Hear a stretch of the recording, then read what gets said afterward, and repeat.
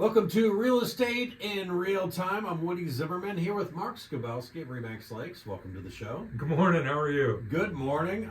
Doing okay. Hard to believe that we are, working our way through November. The holidays are going to be here. Already. I know. We're talking about ornament smash. I'm talking about Christmas and Thanksgiving and all that. So, yeah. You know what I'm talking about? What's that? Leaf pickup. Oh, yeah. I did my yard this week. Mm-hmm. It looked gorgeous for about an hour. Yeah, sure. And then I got up this morning. It's covered again. I got to do it again. Yeah. And I have one tree in my yard. Yeah, how's that happening? I've complained about that forever. Yeah. Wind across the road for me is a lot of trees. Well, so the good thing is the city of Warsaw does a good job picking up the leaves. But as soon as we get snow, they're done. At least that's been my experience. So I want to keep ahead of it so I don't have a yard full of leaves. Isn't this homeownership great? Oh, I know. It's one of those things, right? Well, and here's the thing. So I went to Brown County last weekend and to take a look at the leaves, that are up on the trees and so forth. And so I didn't work on my own leaves, and so I've got a big mess I'm going to be doing later on today. So you do. Yeah. So the joys of homeownership, maintenance. Oh my word, we have maintenance to do when you own a house. We sure do. But I guess I wanted to talk today about buyers and affordability and inventory. What's going on with that? A couple of years ago, and it's continued, the buzzwords have been affordability. And what impacts affordability? It's not only the price of homes, but it's interest rates. And then inventory. Those all factor into that. The basic supply demand, you got strong demand, low supply, prices are going to go up, and that's kind of where we've been. We've seen a shift back to a more normal market, to more level of inventory, a more normal level of inventory, but it is definitely local.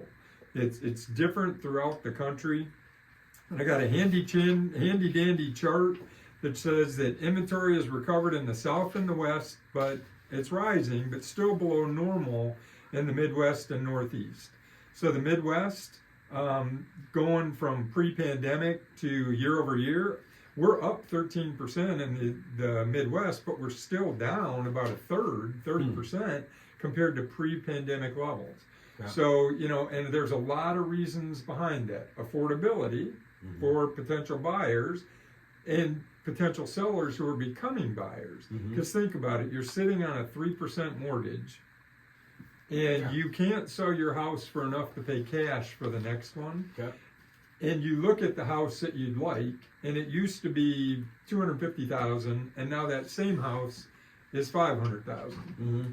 And you're sitting in your family home that you've owned for 15 years, and you've got a lot of equity, but you still have a mortgage payoff on there.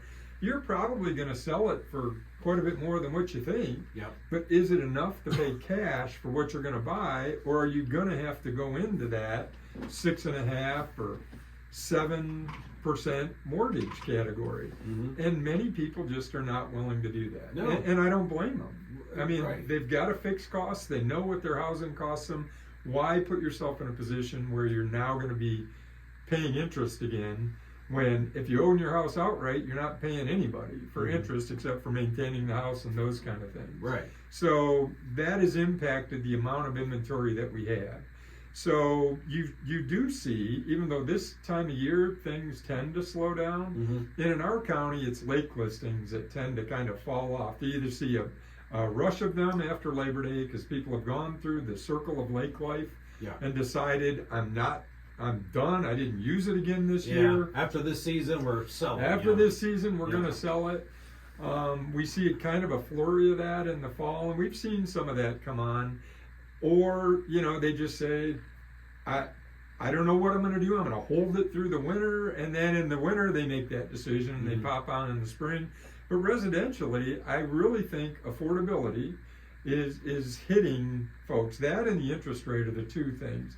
There's inventory. There's always new houses coming on. There's probably not enough for the demand, but there's always new houses coming onto the market.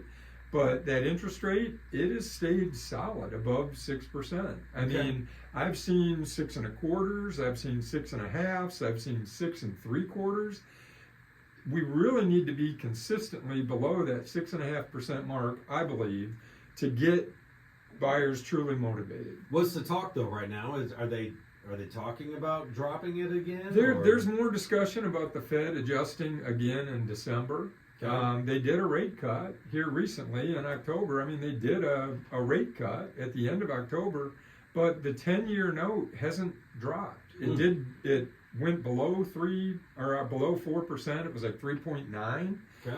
And now it's back 4.1, 4.2, somewhere in that price range. And that 10-year note, what we're talking about is the price or the cost of borrowing for a local bank. Because how that works is if I'm First Federal Savings Bank, okay, and I want to loan somebody $500,000, sure, I'm not sitting on that $500,000 in my bank. I'm going to go to the Fed and borrow the money to loan to these people. I'm going to pay 4% on that interest, but I'm going to charge my borrower 6.25% or 6.5%, whatever that spread is, whatever I want to make as a bank. If I'm First Federal Savings Bank, and I'm making that up, I don't know if they, I don't know what they charge or whatever that is, but the difference between that 10-year note and the actual mortgage rate that you receive is profit for the bank. And some banks are flush with cash and they want to lend a lot. Some banks, they have to borrow on every single one. It doesn't matter to you as the end consumer. What do you see? You see the interest rate that you're being charged. So after the break, we can talk a little bit more about the affordability side and inventory here locally, what we're kind of seeing. Okay. And you're listening to Real Estate in Real Time. We'll be right back. Welcome back. You're listening to Real Estate in Real Time. I'm Woody Zimmerman here with Mark Skabowski of Remax Lakes, and we're talking about affordability. I mean, that's a key word, it seems like, here in the past couple of years. Yeah, it has been, and it's affordability for everything. You know, insurance prices have gone up. Property taxes have really gone up. You know, a lot. Yes. I mean, it's the talk is kind of simmered down because people got their tax bills in the spring.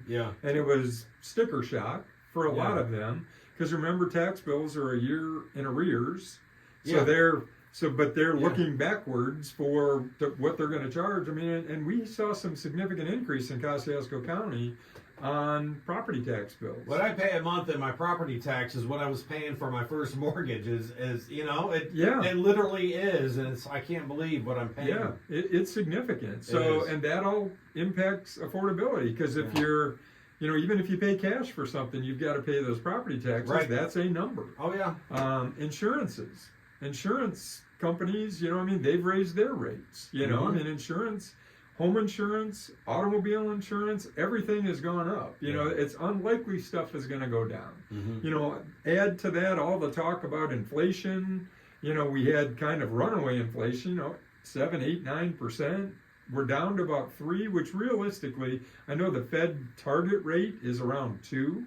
They want to hit 2%. I don't know how we're ever going to get there. I mean, from where I've paid any attention, and that's been for quite a while. You know, we've talked about 2% inflation. You very rarely see it below 3%. So 3% build in. You know, when we talk about housing prices and appreciation, typically it's 3 to 4% per year for non-lake properties in Kosciuszko County. I've pretty much accepted that 3% is the norm. The Fed can target 2%. I think we're going to be 3%, whatever that is.